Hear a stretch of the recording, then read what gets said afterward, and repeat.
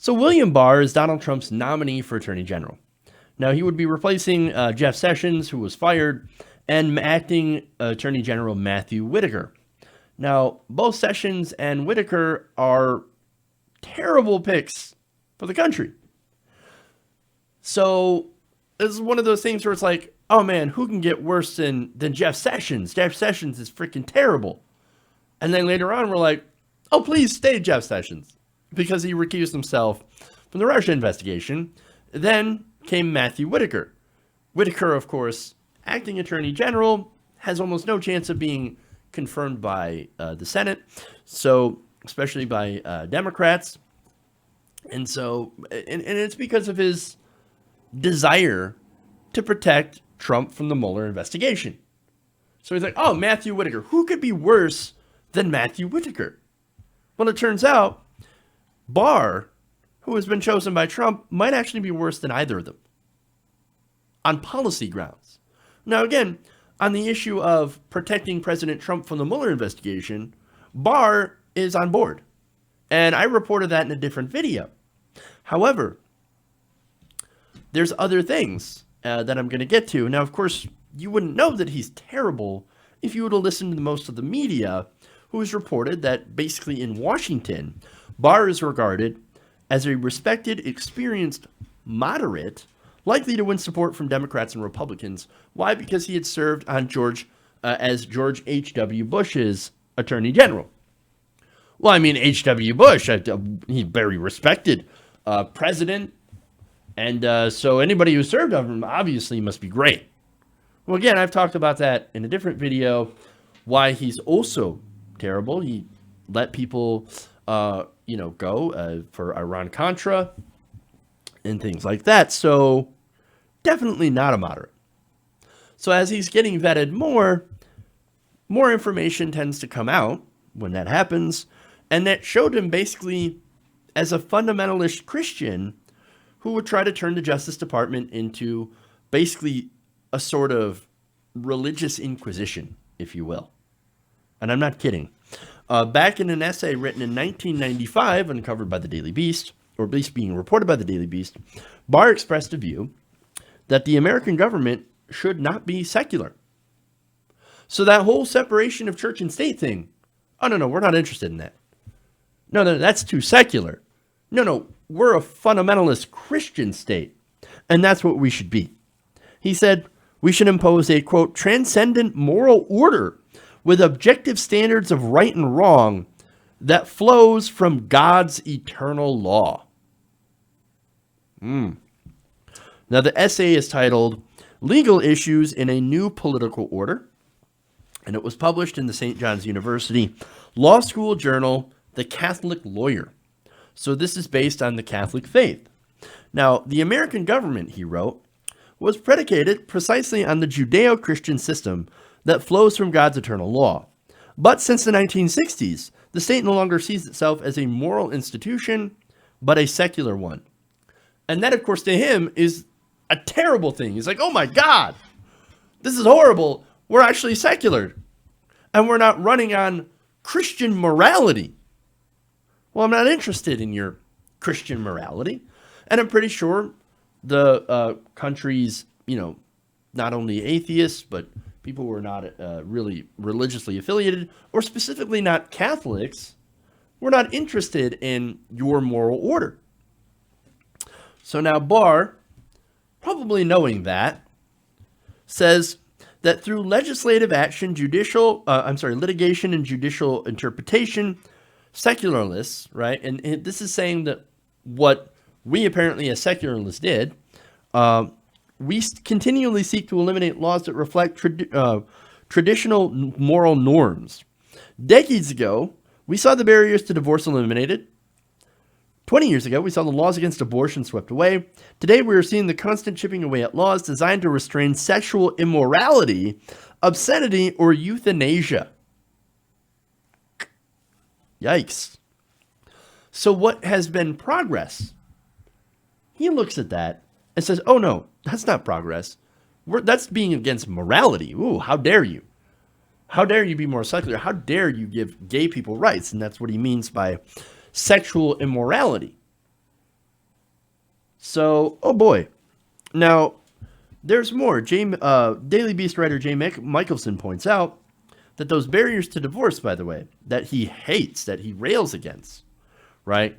Getting rid of those barriers often forced women to remain in abusive or miserable marriages and treated men as the head and master of the household with near absolute power, especially over shared property.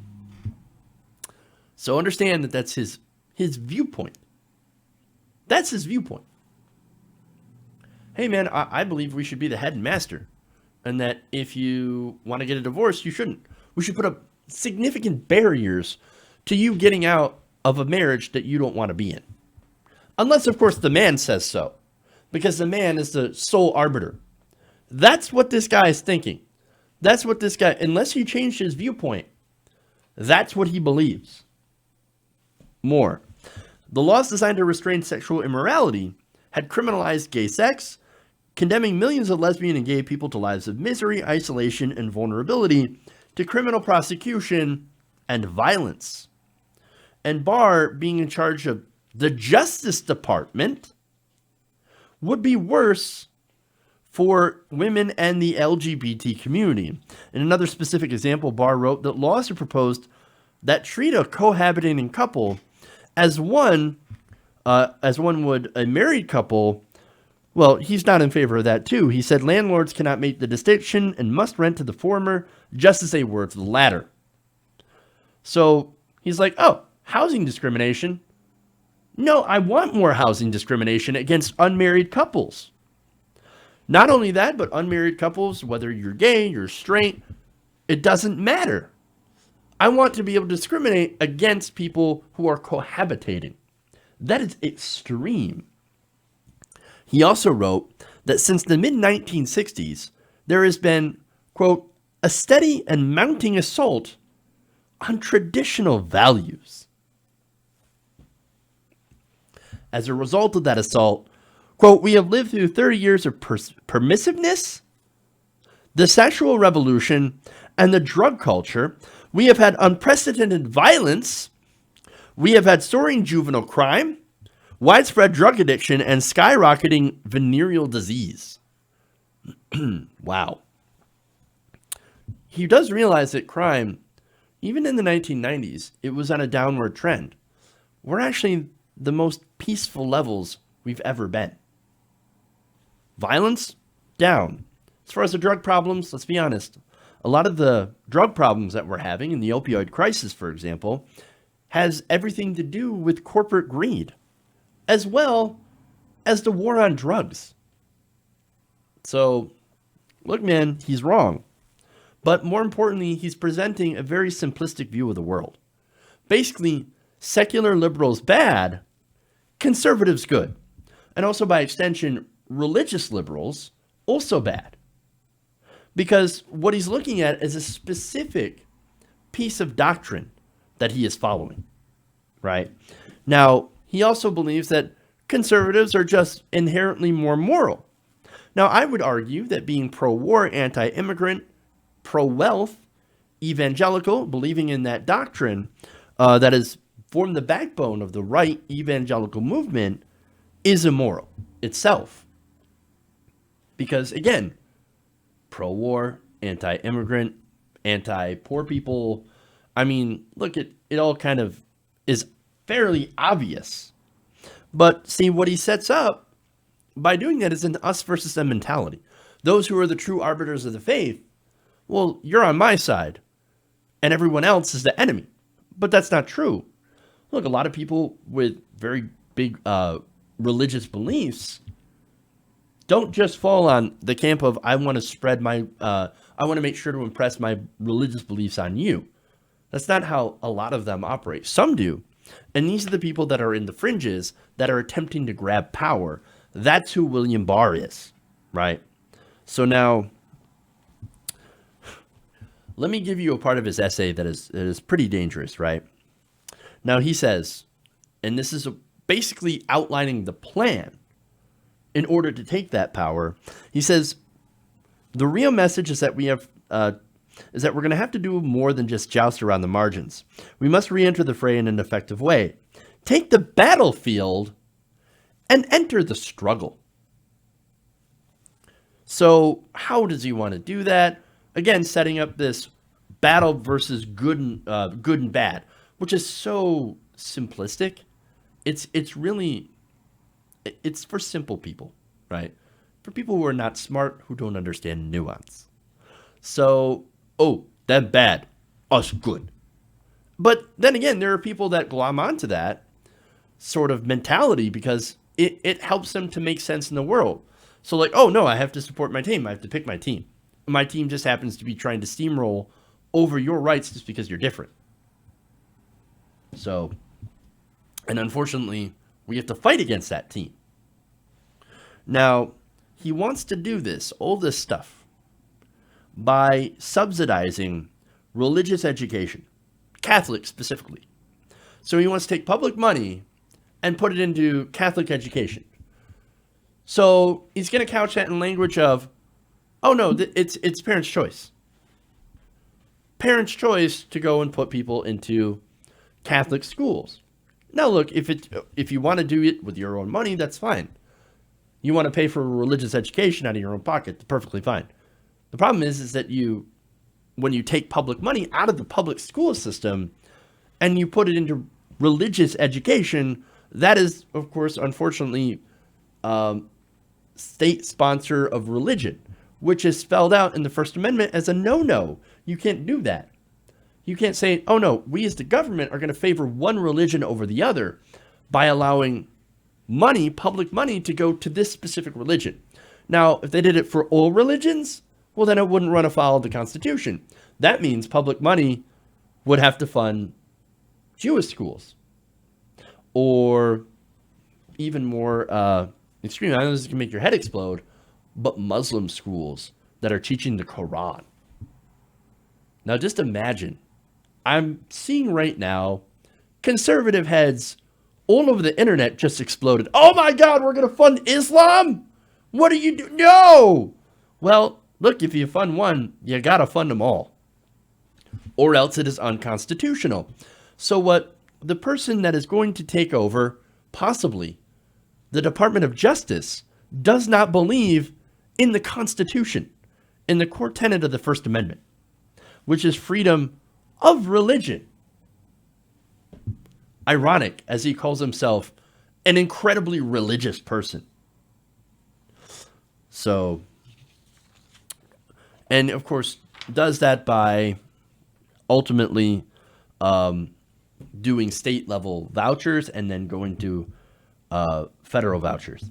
And he says, we should press at every turn for the inclusion of religious institutions. We need to fight those cases in the states up to the Supreme Court, which is now conservative in majority. Whether or not we prevail on programs should make no difference. The message will get stronger. So his plan is to basically indoctrinate children and then have those children take over the government. Boy, you know, they are really playing the long game on that one. So that, you want to call him a moderate? You got the press here calling him a moderate. He is no moderate. In fact, as Michelson writes, in his world, the Christian nation has been corrupted by decades of post-1960s relativism and secularism. And says that unless he's revised his position in recent years, Barr's appointment would be a disaster for the civil rights of women, LGBTs, non-religious people, and others. Anyone who is not a white, straight white Christian, male.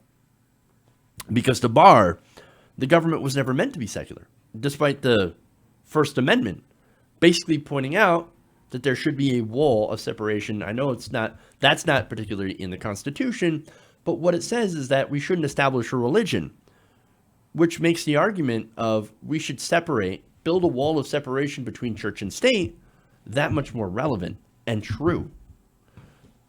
So he says, so it was meant to enforce the Judeo-Christian morality.